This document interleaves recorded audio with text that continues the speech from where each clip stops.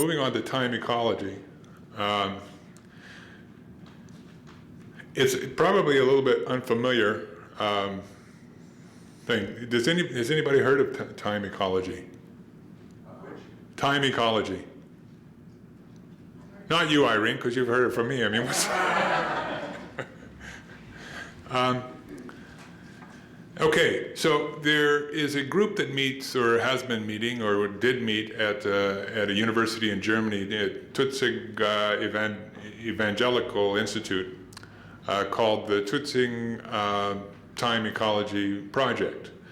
And what they were really concerned about were the times that all natural systems have, and they were all distinctive. And we can just, sort of work back from the very big ones that we're familiar with, like the solar, the solar orbit.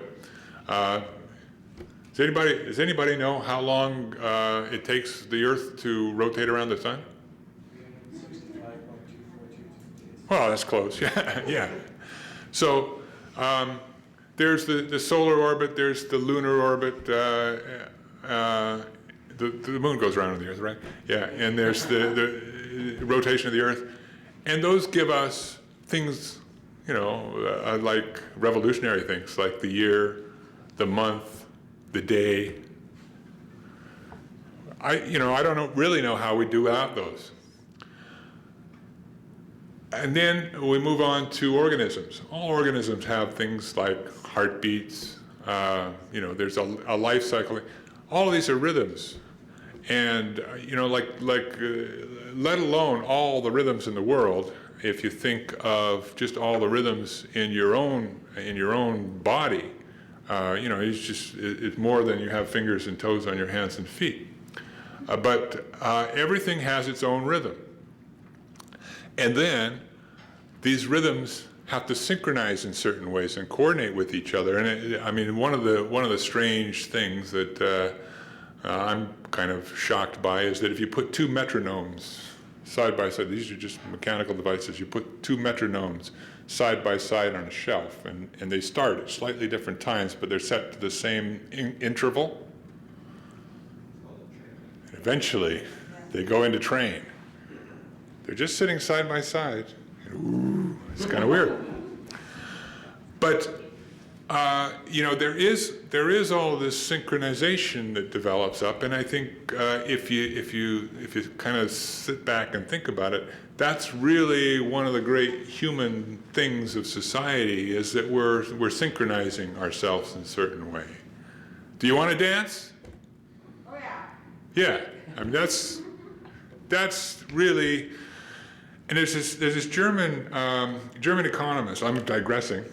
There's this German economist towards the end of the 19th century, named Karl Bucher, who wrote a book called it was Arbeit und Rhythmus, but in English it's Work and Rhythm. And his thesis was that originally there was no such thing as work on the one hand and singing and dancing on the other hand, or singing or dancing or whatever. But there was all one integrated activity. And that's really how people initially learned how to work, is dancing. And but of course, through the ages, it's all been kind of abstracted and separated out. So now work is one thing and dance the other thing. Well, all of those rhythms don't really necessarily correspond with the rhythms of economy, of the economic system, or the rhythms of the clock. In fact, those things are not rhythms, the mechanical and the economic ones. Those are the reason that they're not rhythms. Rhythms involve similarity, but variation, and those things are uniform. The mechanical processes are based on the uniformity, and the financial processes are based on a uniformity of growth.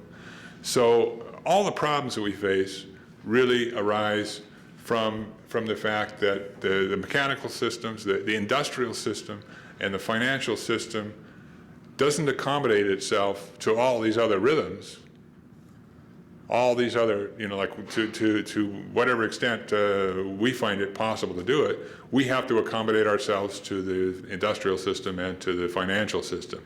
And of course, nature can't do that, and that's why there's such things as global warming and pollution and so on and so forth, because nature just can't accommodate itself to the rules, to the laws of industry and the laws of accumulation.